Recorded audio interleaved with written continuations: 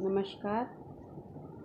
आज हम लोग 4 ब्राह्मण और शेर की कहानी सुनेंगे। एक गांव में 4 ब्राह्मण रहते थे।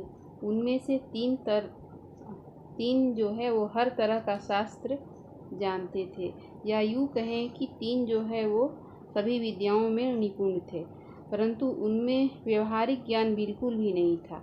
चौथा ब्राह्मण उतना ज्ञानी तो नहीं था, परंतु उसकी बुद्धिमत्ता फूट फूट कर उसमें भरी हुई थी। चौथा ब्राह्मण जो था वो ज्ञानी तो नहीं था, लेकिन उसमें बुद्धिमत्ता जो है फूट फूट करके भरी हुई थी। वह बहुत चतुर था। एक दिन उसमें से एक ज्ञानी ब्राह्मण ने कहा कि हमें राज दरबार में चलकर राजा के सामने अपने ज्ञान को प्रस्तुत किया जाए या प्रदर्शन किया जाए। वह हमें अवश्य पुरस्कार देंगे। तीनों ज्ञानी राजी हो गए। उन्होंने चौथे ब्राह्मण को वहीं छोड़ने का निश्चय किया। तब चौथे ब्राह्मण ने उनसे विनती की, वे उसे भी अपने साथ ले चले। चौथे ब्राह्मण की इस तरह कहने पर ज्ञानी ब्राह्मणों ने कहा कि हम अपने मित्र को इस तरह गरीबी में जीवन यापन करने हेतु नहीं छोड़ सकते, इसे भी साथ ले चलते हैं। हमें भी जो पुरस्कार मिलेगा उसका थोड़ा सा हिस्सा इसको भी दे देंगे। बाकी सभी इस बात के लिए राजी हो गए और उस राज्य की राजधानी के लिए प्रस्थान कर गए। रास्ते में एक घना जंगल पड़ता था। जब वह जंगल से गुजर रहे थे तो जमीन पर एक शेर की अस्थियां दिखाई दी। सबसे बड़े ब्राह्मण ने उन अस्थियों की तरफ इशारा करते हुए कहा कि अपने ज्ञान को परखने का यह सुनहरा अवसर है। हमें अपने ज्ञान से इस शेर को पुनर्जीवित करना चाहिए। चतुर ब्राह्मण को यह विचार पसंद नहीं आया। उसने कहा कि सावधान मित्रों, इस शेर को दोबारा जीवित करने का परिणाम खतरनाक हो सकता है।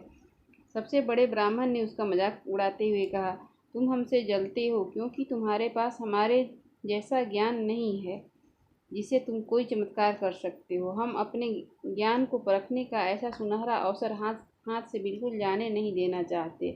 सबसे बड़े ब्राह्मण ने सभी अतिथियों को एकत्रित करके उन्हें शेर के कंकाल के उचित रूप में जोड़ दिया। सबसे बड़े ब्राह्मण की कार्यकुशलता देखकर बाकी दोनों मित्रों ने अपनी खूब प्रशंसा की, जिसे वह फूलकर कुप्पा हो गए। उसके बाद दूसरे ब्राह्मण ने इस प्रक्रिया को आगे बढ़ाते हुए मंत्रोच्चारण शुरू किया। उसके बाद दूसरे ब्राह्मण ने इस प्रक्रिया में भाग लेते हुए मंत्र उच्चारण शुरू किया। उसकी मंत्र शक्ति से उस कंकाल के ऊपर मांसपेशियां और त्वचा का आवरण चढ़ गया।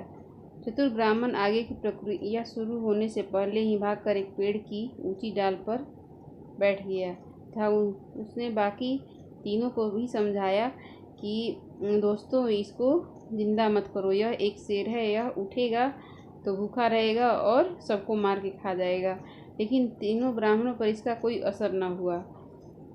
तीसरा ब्राह्मण आगे प्रक्रिया में भाग लेते हुए उस मृत शेर के पास खड़े होकर अनुष्ठान करने लगा और आखिरकार उसकी मंत्र शक्तियों के चमत्कार से मृत शेर के शरीर में जान आ गई। तीनों मित्र अपनी सफलता पर झूम उठे, अपने ज्ञान की प्रशंसा करने लगे। तभी वह जीवित शेर जोर से दहाड़ा और उन ब्राह्मणों पर आक्रमण कर दिया। उन ब्राह्मणों को आने वाले खतरे का जरा भी आभास नहीं था। उन्हें लगा कि उन्हें एक शेर को फिर से जीवित किया है, इसलिए उनको नुकसान नहीं पहुंचाएगा। शेर भूखा था। उसने अपने सामने तीनों ब्राह्मणों को खड़ा देकर दहाड़ मारते हुए उन पर झपटा और तीनों को मारकर खा गया। पेड़ पर बैठा ब्राह्मण उस भयानक दृश्य को देख रहा था। शेर तीनों ब्राह्मणों को खा कर चला गया। अगली सुबह वह चतुर ब्राह्मण को विश्वास हो गया कि शेर दूर घने जंगल के अंदर जा चुका है। वह धीरे से पेड़ से उतरा और अपने मूर्ख दोस्तों के लिए दुखी होता हुआ घर को लौट गया। तो इस कहानी से यही शिक्षा मिलती है कि विद्या ही सब कुछ नहीं होता है। विद्या के साथ साथ सामान्य ज्ञान भी होना बहुत ज़रूरी है।